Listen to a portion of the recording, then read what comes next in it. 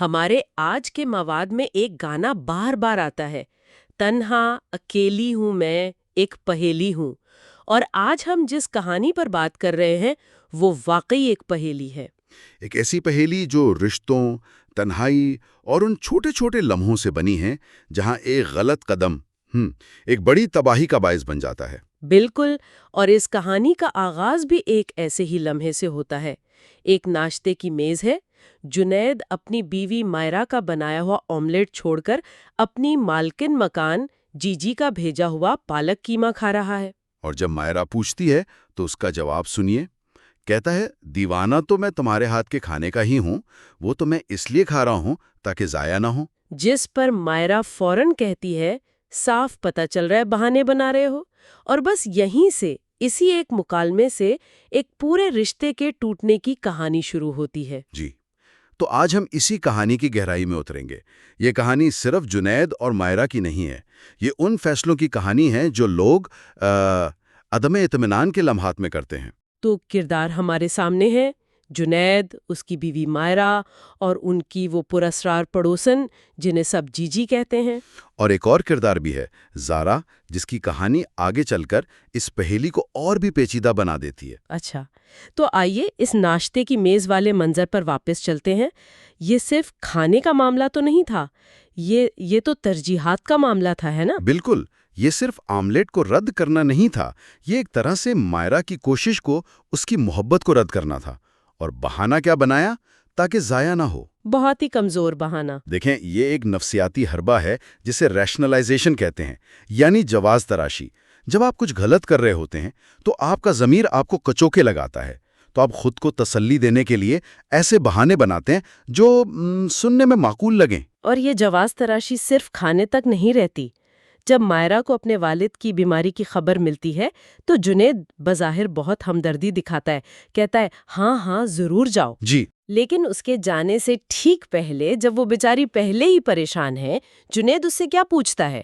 اچھا سنو، تمہاری جی نے کچھ نہیں بھیجا آج؟ مطلب اس کی ساری فکر، اس کی ساری توجہ صرف اس کھانے پر ہے جو پڑوس سے آتا ہے۔ یہ ایک بہت بڑا اشارہ ہے کہ اس کے ذہن میں کیا چل رہا ہے۔ اس کو ایموشنل انفیڈیلٹی کہتے ہیں، ٹھیک ہے؟ جی، جذباتی بے وفائی۔ جسمانی بے وفائی سے بہت پہلے یہ عمل انسان کے دل اور دماغ میں شروع ہو جاتا ہے۔ جنید وہ حد پار کر چکا تھا، شاید اسے خود بھی اس کا احساس نہیں تھا۔ لیکن ایک منٹ، کیا سارا الزام جنید پر ہی آتا ہے؟ مطلب ان کے رشتے میں پہلے سے بھی تو مسائل تھے، جنید کی ماں اور مائرہ کے جھگڑے۔ ہاں، یہ ایک اہم نکتہ ہے۔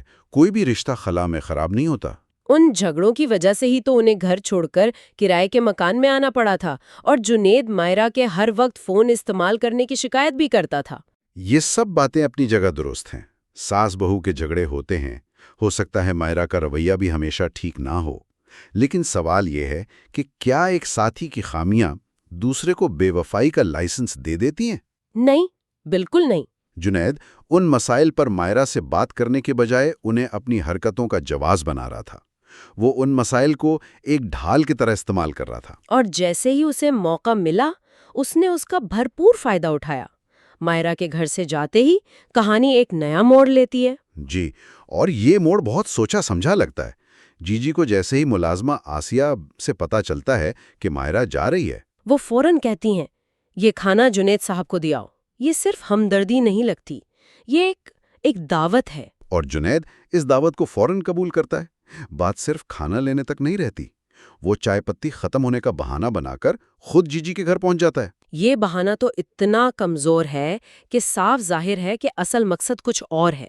وہ ایک حد پار کرنا چاہتا ہے۔ اور وہ یہ قدم اٹھا لیتا ہے۔ بالکل۔ اور دوسری طرف جی بھی اسے دروازے سے واپس نہیں بھیجتی، بلکہ اندر بلا لیتی ہیں، اور کہتی کیا ہے؟ اندر آ جائیے، اکیلے چائے پینے میں وہ مزہ کہاں جو کسی کے ساتھ میں ہے۔ یہ ایک لائن نہیں ہے، یہ ایک جال ہے۔ بالکل، وہ اسے صرف چائے پر نہیں بلا رہی، وہ اسے اپنی تنہائی میں شریک ہونے کی دعوت دے رہی ہیں۔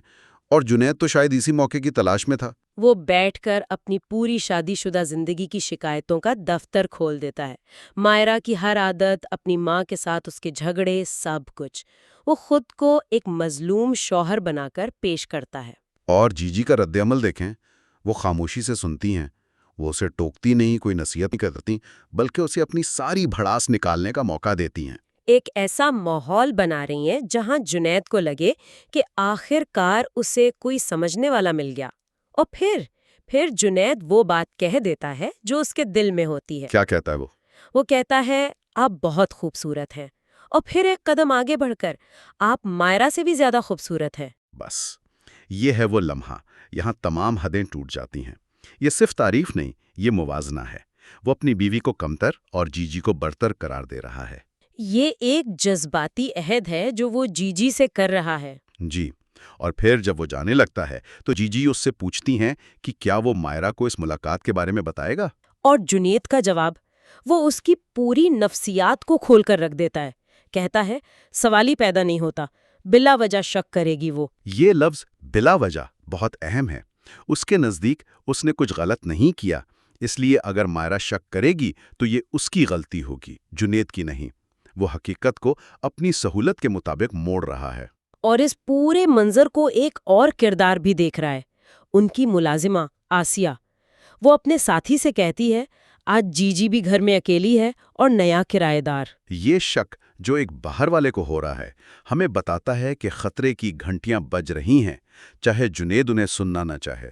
تو اب تک ہمیں لگتا ہے کہ جی ایک تنہا شاید چالاک عورت ہے جو ایک شادی شدہ مرد کو اپنی طرف مائل کر رہی ہیں، لیکن پھر کہانی میں ایک ایسا ٹوسٹ آتا ہے جو جی کے کردار کو ایک مکمل نئی روشنی میں دکھاتا ہے۔ جی ہاں، اور یہ ٹوسٹ ہمیں ایک اور کردار زارا کی کہانی کی طرف لے جاتا ہے۔ زارا جو اپنے شوہر ذیشان سے خلا لینا چاہتی ہے۔ وجہ یہ ہے کہ ذیشان نے اس کے ساتھ بدسلوکی کی اور اسے دھوکہ دیا۔ زارا اپنے وکیل سے جو کہتی ہے وہ بہت طاقتور ہے، میں اپنے بچے کو ایسے باپ کی تربیت نہیں دینا چاہتی جو ایک بیوی کو گھر چھوڑ کر کسی دوسری عورت کے پیچھے حوالات کی ہوا کھا رہا ہو۔ ایک منٹ، تو آپ کہہ رہے ہیں کہ ذیشان جس دوسری عورت کے پیچھے جیل گیا تھا وہ جنید کی مالکن مکان جی ہیں؟ جہاں آرا، بالکل۔ یہ تو کہانی کا پورا رخ ہی بدل دیتا ہے۔ اس کا مطلب ہے جی یہ سب پہلے بھی دیکھ چکی ہیں۔ جی، اور یہیں سے جی کا کردار ایک سادہ ولن سے کہیں زیادہ پیچیدہ ہو جاتا ہے۔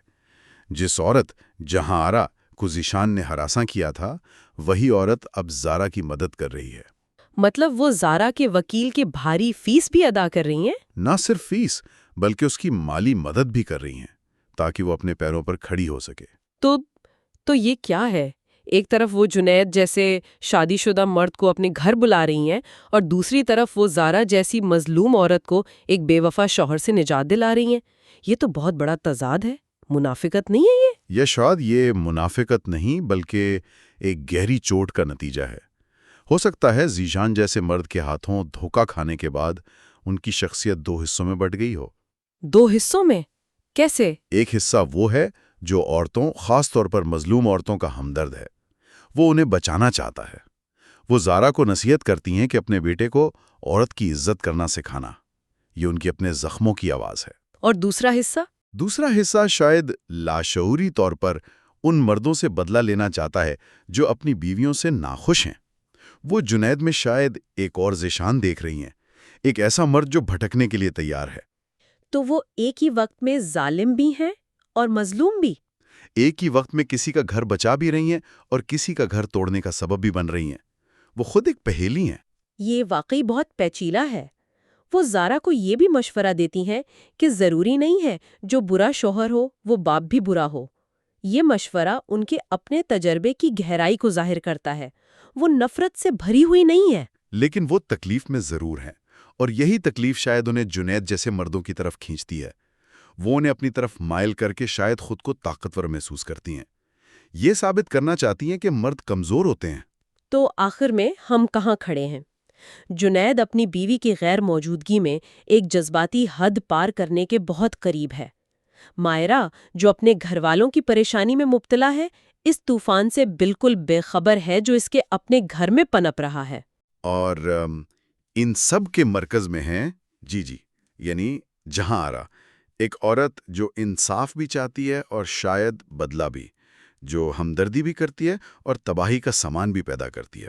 تو ہم واپس اسی سوال پر آتے ہیں جس سے ہم نے شروع کیا تھا۔ جنید اپنی بیوی کی خامیوں کو، جیسے فون کا استعمال یا ساس سے جھگڑے، ان کو اپنی بے وفائی کا جواز بنا رہا ہے۔ جی، وہ خود کو ایک شکار کے طور پر دکھاتا ہے، اور یہیں ہم اپنے سننے والوں کے لیے ایک آخری سوچ چھوڑ جاتے ہیں۔ اس کہانی کا مواد ہمیں یہ سوچنے پر مجبور کرتا ہے کہ کیا کسی رشتے میں موجود مسائل واقعی بے وفائی کا جواز بن سکتے ہیں؟